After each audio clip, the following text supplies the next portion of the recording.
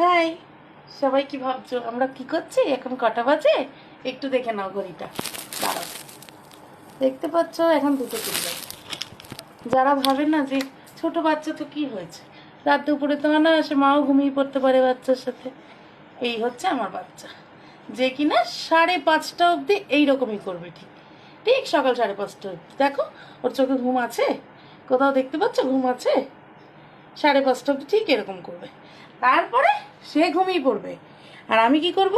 5:30টার সময় উঠে তার জিনিসপত্র ধোয়া, তার জামা কাপড় কাচা, তার পরিষ্কার করা সব করতে হবে আমাকে।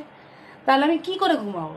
তারপরে যখন দুপুরবেলা আবার ঘুম পাড়াবো তাকে, সে কি করবে? যখন আমি খেয়ে দিয়ে উঠবো সে আবার জেগে যাবে। চেহারাটা খুব সুন্দর বানিয়েছিলাম, কিন্তু এর চক্করে আমি একদম এবার রোগা কাটি হয়ে যাবো।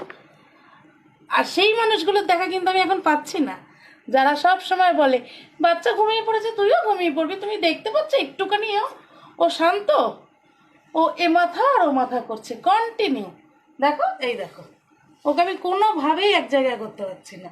দেখো, দেখতে পেয়েছো? এই হচ্ছে আমার ছেলে, যার চোখে একটুকু ঘুম নেই। রাত্রির 2:30 দেখতে পেলো তো? দেখে নাও, তোমরা সবাই দেখে নাও আমার কত শান্তশিষ্ট ছোট্ট বাচ্চা, একদম আমার বরের মতন শান্তশিষ্ট।